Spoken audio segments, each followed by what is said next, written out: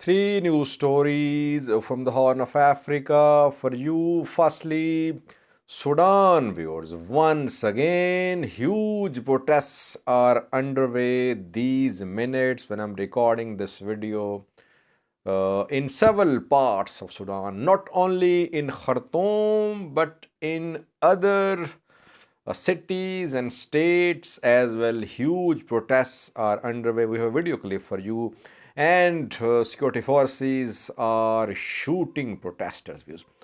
Secondly, US Secretary of State Antony Blinken is in Kenya. A few hours ago, he held a press briefing with his counterpart, Kenyan Secretary of State, Foreign Minister. In that press briefing, a journalist asked a question. Does the US see Abiy Ahmad as legitimate leader of Ethiopia? What did Antony Blinken say to this in response to this question? And thirdly, viewers, international media in the past few hours has been claiming that ceasefire in Ethiopia is possible because Kenyan foreign minister has said that ceasefire is possible. We'll have a detailed look at this statement of Kenyan foreign minister, which international media is sharing as if it is a breaking news. Firstly, viewers, Sudan, once again, massive protests are underway in Sudan, in Khartoum, in Al Jazeera state, Wad Madani city. There was a huge protest. I have a video clip for you as well. Security forces are firing at protesters, and at least 5 casualties today has been reported by some independent sources.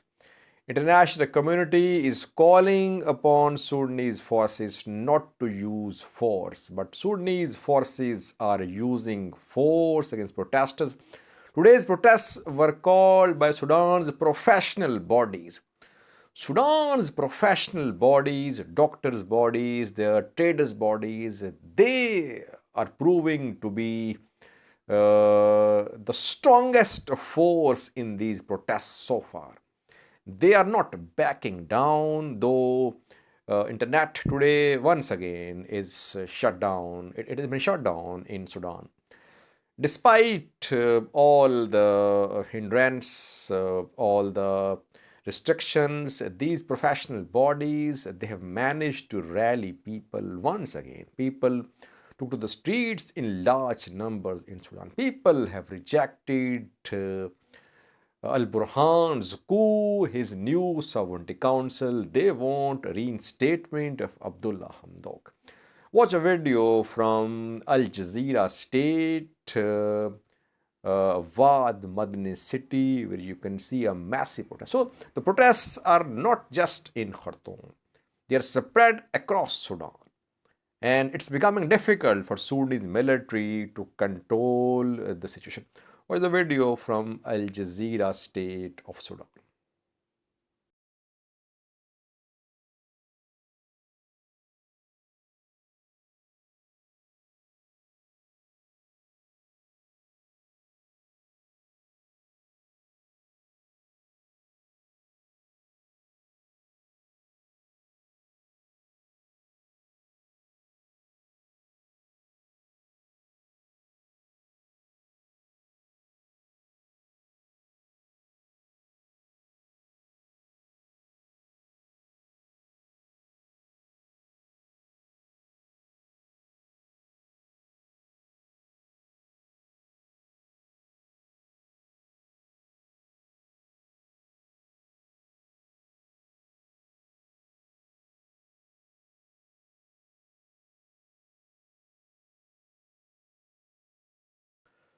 The second news story is about some words spoken by Antony Blinken, US Secretary of State, who is in Kenya.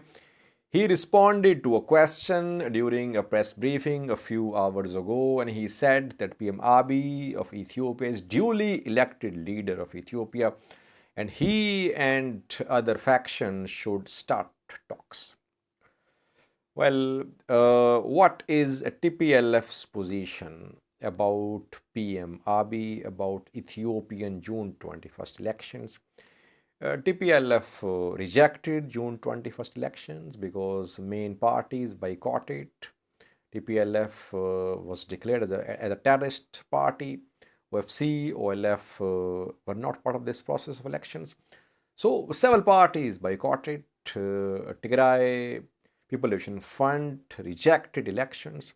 It does not see, TPLF does not see Abiy Ahmad as legitimate PM of Ethiopia. It wants removal of Ethiopian Prime Minister Abiy Ahmad. It says that transitional government must be put in place. But the US is saying that Abiy Ahmad is legitimate leader rather. His exact words were that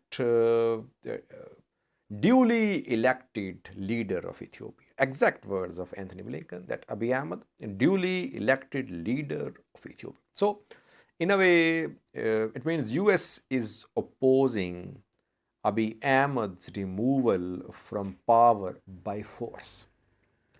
If TDF succeeds in reaching Addis and it removes PM Abiy from power, will US back this move of Tigray Defense Force and OLA? Obviously, I don't think so. Obviously not. US will not back this move. At least in statements, US will never back this move. Their position is very clear. And once again, in today's press briefing, Antony Blinken called upon TPLF and OLA to stop their advance towards Addis Ababa, Ethiopian capital. So while we say that US is diplomatically backing TPLF, it's not that US is throwing its entire weight behind TPLF. No. US is not in support of an armed removal of PM Abiy from Addis Ababa.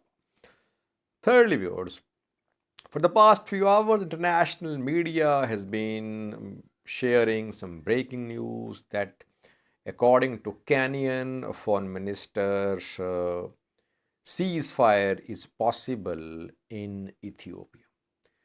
Kenyan Foreign Minister held a joint press briefing with Antony Blinken, which I mentioned a few minutes ago.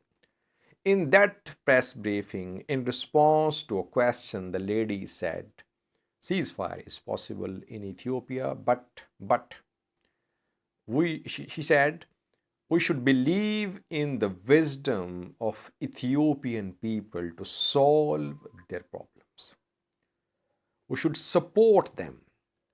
We should hold their hand to solve their problems. Now, ceasefire is possible. When will it be possible? How will it be possible? That is the question. If it is possible after 10 years of war, then there is no point in discussing this possibility.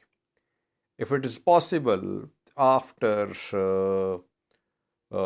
thousands have been killed and after several years, there is no question of any discussion about this topic.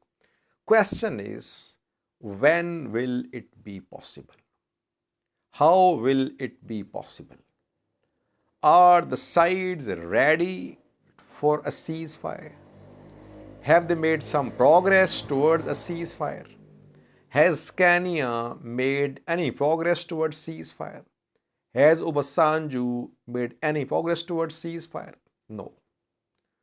Obasanjo only issued a statement. He called upon the parties to halt hostilities. It means no progress so far. It's not a breaking news. It's not a breaking news. Just a statement from Kenyan Foreign Minister. I think this visit of Antony Blinken was very crucial regarding Tigray conflict. And interestingly, in the press briefing, most of the questions asked by international and local journalists were about Tigray conflict. They were about Ethiopia. So everyone was interested in this visit regarding the ongoing Ethiopian conflict. But if you want me to sum up this Blinken's visit, I think Kenya has sent a message to Blinken that the US should not take any stringent actions against Ethiopia, that US should not put pressure upon Ethiopian government, that PM Abiy should be given a space to consider his options and find a way out of this crisis. We might not see sanctions against Ethiopian government in coming days. That's my analysis. Because in the joint press briefing, some journalists asked questions about likely sanctions by the US on Ethiopia. Blinken did not respond directly to those questions. So, Kenya seems to be saying that we should give some time to Ethiopians, to neighbors as well. US should not, uh, in a hurried way, impose sanctions on Ethiopia. PM Abiy's government, I think, has gained more time in terms of sanctions, likely sanctions from the US. So far, no breakthrough viewers. We were not very hopeful regarding this visit of Blinken. So far, no concrete measures announced. The visit, if it was meant for the purpose of political solution to the Tigray conflict, so far has not delivered anything in my view. Let's see what happens. Maybe in coming days we might see some positive outcome of Kenyan engagement with Ethiopian government. Thank you for watching.